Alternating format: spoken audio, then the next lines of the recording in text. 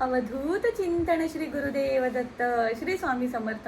नमस्कार मंडळी, स्वरूपम समर्थम चॅनलमध्ये तुम्हा सर्वांचं खूप खूप मनापासून स्वागत करीत आहे. तर आजच्या व्हिडिओमध्ये मी तुम्हाला सांगणार आहे यमदीपदानाचं महत्त्व काय आहे आणि ते कुठल्या दिवशी करायचं आहे, ते कशासाठी करायचं आहे, या सगळ्याची माहिती मी तुम्हाला आजच्या व्हिडिओमध्ये देणार आहे. तर यमदीपदान म्हणजे काय आहे, तर आपण भगवान आपल्या घरात होणारी कुठलीही अकाली मृत्यू ती टाळण्यासाठी आपण भगवान यमाला प्रार्थना करत असतो की माझ्या घरी कधीच कोणाची अकाली मृत्यू होऊ देऊ नका. त्यासाठी म्हणून आपण एक दिवा लावत असतो. तर तो दिवा म्हणजे यमदीपदान असं म्हणतात. तो कुठल्या दिवशी करायचा असतो, तर दिवाळीच्या पहिल्या दिवशी, धनोत्रयोदशीच्या दिवशी आपण यमदीपदान करायचं असतं. आपल्या घरात कुठलं कोणाची अकाली मृत्यू होऊ नये, आपल्या घरात सगळं व्यवस्थित राहावं, सगळ्यांचं आरोग्य नीट राहावं, याच्यासाठी म्हणून आपल्याला या दिवशी आपल्याला दक्षिण दिशेने एक कणकीचा दिवा आणि 2 मुठे असे आपल्याला बनवायचे असतात आणि आपल्याला दिवा तो दक्षिण दिशेने प्रज्वलित करायचा असतो. तर आणि तो दिवा प्रज्वलित केल्यानंतर मी तुम्हाला आता व्यवस्थितरित्या माहिती सांगणार आहे. सर्वप्रथम काय करायचं, तर धनोत्रयोदशीच्या दिवशी मी मागच्या व्हिडिओमध्ये पण तुम्हाला सांगितलं की धनोत्रयोदशीच्या दिवशी आपल्याला पूजेची मांडणी कशी करायची आहे, बरोबर. धनोत्रयोदशीच्या दिवशी पूजेची मांडणी केल्यावर त्यानंतर आपल्याला एक आधी चौरंग घ्यायचं किंवा पाट घ्यायचा, त्याच्यावर एक स्वच्छ असा कपडा आपल्याला टाकायचा आहे. त्या कपड्यावर आपल्याला आधी कलशाची स्थापना करायची, त्यानंतर भगवान धन्वंतरीची फोटो ठेवायची, त्यानंतर आपल्याला गणेशाची स्थापना करायची आहे विड्याच्या जोडपानावर. विड्याच्या जोडपानावरच आपल्याला माता लक्ष्मीची स्थापना करायची आहे. माता लक्ष्मीची मूर्ती नसेल तर श्रीयंत्र किंवा देवीचा टाक किंवा नाहीच काही असेल तर आपल्याला माता लक्ष्मी स्वरूप सुपारीची स्थापना करायची आहे. ही स्थापना झाली, मग त्यानंतर दिवा लावायचा आहे. दिव्याची हळद कुंकू अक्षदा अर्पण करून आपल्याला दिव्याची पूजा करायची आहे. दिव्याची पूजा झाली की त्यानंतर आपल्याला गणेशाची अभिषेक करायचा आहे. अभिषेक करून आपल्याला गणेशाची थोडंसं अक्षदा खाली टाकून आपल्याला गणेशाची स्थापना करायची. आपल्याला देवीच्या मूर्तीची माता लक्ष्मीच्या मूर्तीचा अभिषेक करायचा, त्यानंतर माता लक्ष्मीच्या मूर्तीची आपल्याला स्थापना करायची आहे.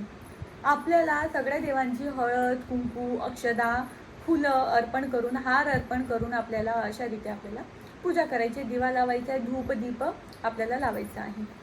हे झाली पूजा. कलशाची आपल्याला त्या प्रकारे पूजा करायची आहे.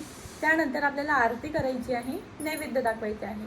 जो आपण आपल्या घरी स्वयंपाकात बनवणार आहे आपल्याला तोच नैवेद्य दाखवायचा आहे. तुमची इच्छा असेल तर तुम्ही पूर्णाचा नैवेद्य दाखवू शकता, नाही तर तुमच्या घरी जे बनवलं असेल आपल्याला तो नैवेद्य दाखवायचा आहे. तर या दिवशी यमदीप दान कसं करायचं, तर थोडी कणिक घ्यायची, त्या कणिकेत आपल्याला थोडं हळद टाकायची आहे. कणिकेत मीठ टाकायचं नाही. कणिक घेतली, त्यात थोडं हळद टाकली, मीठ नाही टाकलं, त्यानंतर आपल्याला थोडं पाणी घालून ते कणिक मळून घ्यायची आहे. एवढी थोडी कणिक घ्यायची. त्या कणिकेचा आपल्याला दिवा बनवायचा आहे. एवढी कणिक घ्या की एका कणिकेत तेवढ्या कणिकेत आपला दिवा बनला पाहिजे आणि असे 2 छोटे छोटे मोठे बनले पाहिजे. म्हणजे काय, कणकीचा गोळा घ्यायचा हातात आणि ते बस असं दाबायचं. कणकेचा हातात गोळा घेतला आणि तो दाबायचा, म्हणजे आपल्या बोटाचे जे निशाण असतात ते त्या कणकेच्या गोळ्यावर येऊन जाईल. त्याला असे 2 मुठे म्हणतात. तर ते असे आपल्याला 2 मुठे बनवायचे आहे. मध्ये दिवा ठेवला आपण एका प्लेटमध्ये, त्याच्या आजूबाजूला 2 मुठे ठेवले. त्यानंतर तो दिवा प्रज्वलित करायचा आहे तेल घालून तो दिवा प्रज्वलित केल्यावर आपल्याला घराच्या बाहेर दक्षिण दिशेने तोंड ठेवायचा आहे ते दिव्याचा आणि तो दिवा आपल्याला घराच्या बाहेर दक्षिणमुखी तो दिवा लावायचा आहे. दिवा आपण प्रज्वलित केला, त्यानंतर आपल्याला दिव्याची पूजा करायची आहे. हळद कुंकू अक्षदा फुलं अर्पण करून आपल्याला दिव्याची पूजा करायची आहे. घरातील प्रत्येक सदस्याने त्या दिव्याची पूजा करायची आणि प्रत्येक सदस्याने त्या दिव्याला नमस्कार करायचा. आपण दिव्याला हात जोडायचा आणि यमदेवाला प्रार्थना करायची की देवा, आमच्या घरावरील कोणाचाही जर अकाली मृत्यू असेल तर ते टळू द्या. आमच्या घरावर अकाली मृत्यू अकाली संकट कुठलं येऊ देऊ नका आणि आपली कृपा आमच्यावर ठेवा, असं आपल्याला तिथे प्रार्थना करायची आहे.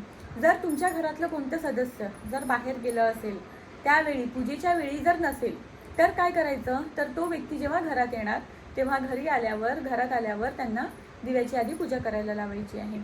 तो दिवा झाला त्यानंतर दुसऱ्या दिवशी आपल्याला सकाळी तो दिवा उचलायचा आणि तो निर्माल्यात टाकून द्यायचा आहे. अशा प्रकारे आपल्याला ही पूजा करायची आहे, यमदीपदान करायचं आहे. तर यमदीपदान आपण जेव्हा करतो त्या दिवेची आपण पूजा करतो त्यावेळी एक मंत्र म्हणायचा आहे, जो मंत्र म्हटल्याने आपले यमदूत आपल्यावर प्रसन्न होतील आणि आपल्या घरातील अकाली मृत्यू टाळेल.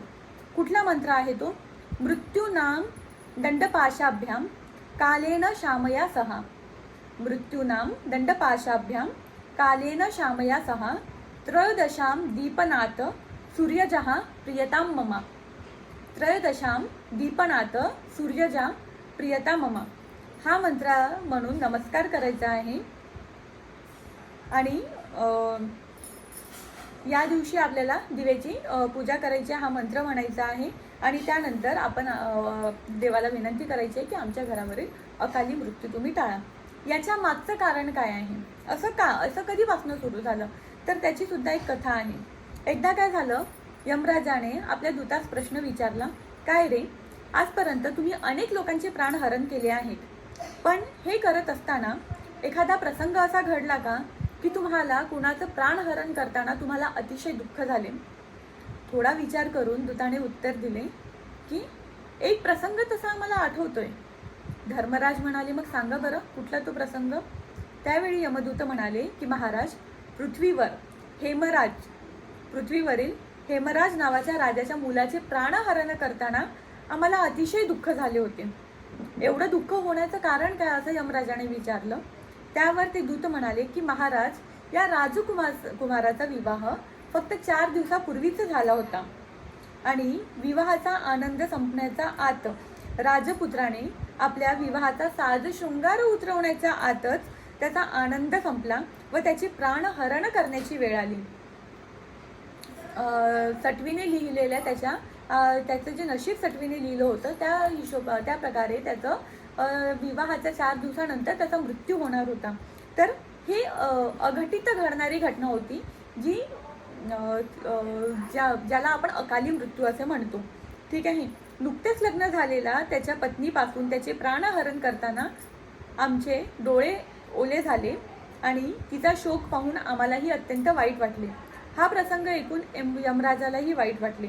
तेव्हा यमदूतांनी विचारलं की असा कुठला मार्ग नाही आहे का, असा कुठला रस्ता दाखवा की ज्याने आपण लोकांचा अकाली मृत्यू टाळू शकतो, किंवा कारण अकाली मृत्यू जेव्हा होते तेव्हा आम्हालाही अतिशय त्रास होतो त्या व्यक्तीचा प्राण घेऊन जाताना. तर त्यावर यमदूत म्हणाले, विचार केला आणि यमदूत म्हणाले की ठीक आहे, जे लोक धनत्रयोदशीच्या दिवशी मला दीपदान देतील आणि त्या दिवसांपासून पुढील 5 दिवस दीप प्रज्वलित करतील, त्या घरात अकाली मृत्यूचा प्रसंग येणार नाही, असं म्हणून यमराजाने त्यावेळी आशीर्वाद दिला आणि तेव्हापासून ही यमदीपदान करण्याची प्रथा आहे. तर मी सगळ्यांना कळकळून विनंती करते की तुम्ही जर यमदीपदान आतापर्यंत करत असेल दरवर्षी तर अतिशय उत्तम. जर करत नसेल तर या वर्षापासून तुम्ही यमदीपदान करायला सुरुवात करा आणि आपल्या घरावर येणारं अकाली मृत्यूचा जो प्रसंग आहे तो टाळा. व्हिडिओ जर आवडला असेल, व्हिडिओमधली माहिती जर आवडली असेल तर व्हिडिओला लाईक करा, शेअर करा, चॅनलला सबस्क्राईब करा. धन्यवाद. घेऊ नकोस, स्वामी पाठीशी आहे.